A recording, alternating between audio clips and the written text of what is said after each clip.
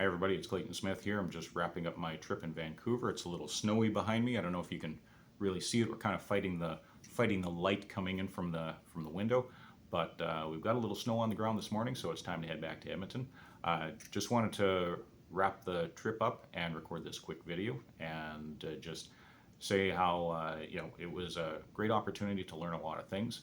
There was a lot there this weekend covering everything from precious metals to the topic of dollar devaluation, currency debasement, and also the effect on long-term on real estate and commodity prices. So really interesting things to talk to, or to learn about and to listen to. It was also good to run into Brad Wall there and catch up with him and get some of his thoughts. He was actually speaking at the conference about Western alienation and specifically on the Saskatchewan Act, or in the Saskatchewan Sovereignty Act. It's not the Sovereignty Act, but the Saskatchewan First Act, I believe is what it's called.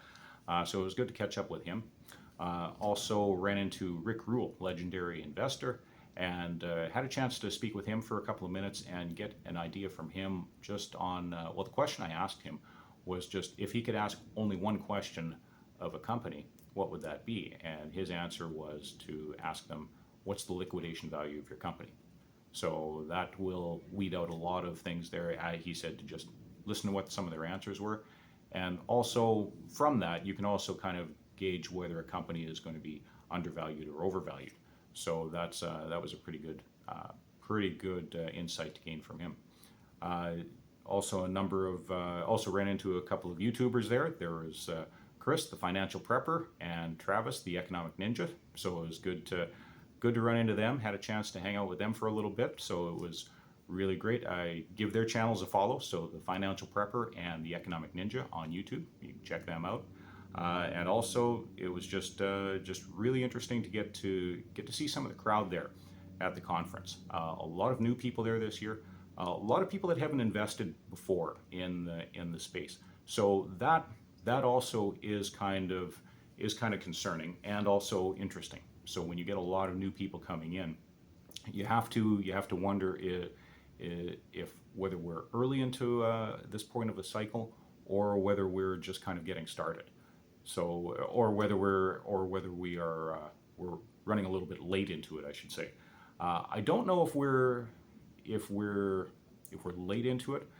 We've had a drop in commodity prices over the last few months, so something tells me that there could be an opportunity here to get in. So this morning I put a few orders in on some of the companies I did some homework on and talked to.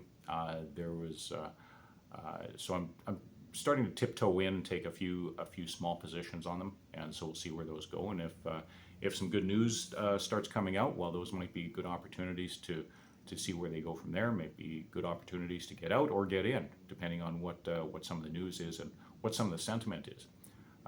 There is a lot of opportunities, it sounds like, when it comes to things like uranium.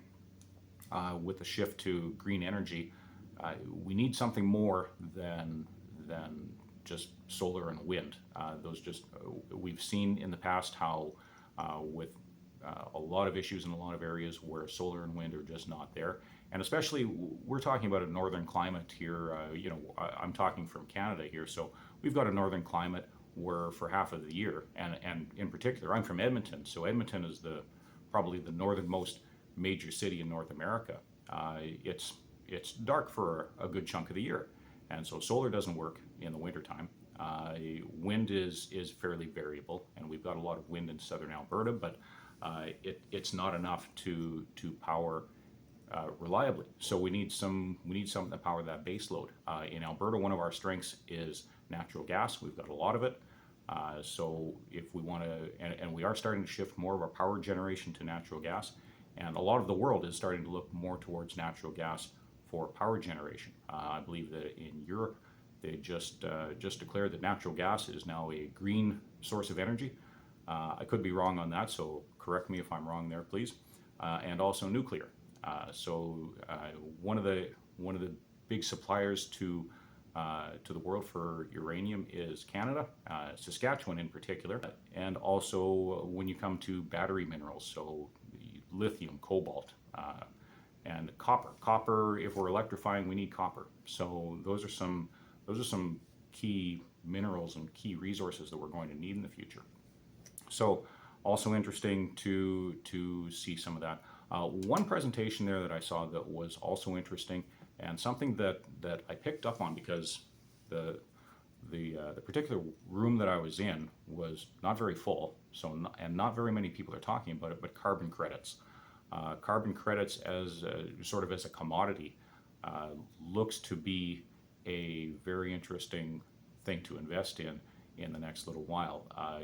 A lot of major companies have committed to going net zero by 2030, 2040, and 2050, and so on. But it's going to be very, very difficult for people to change their lifestyles. We need electricity in everything, and the rest of the world, there's still 1 or 2 or 3 billion people in the world that don't have access to reliable electricity.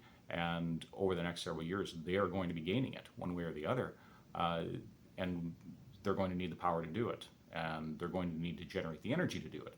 And so there's going to be a lot of sources of energy needed to do it. Some of those are still going to be, there's still going to be a heavy reliance on fossil fuels.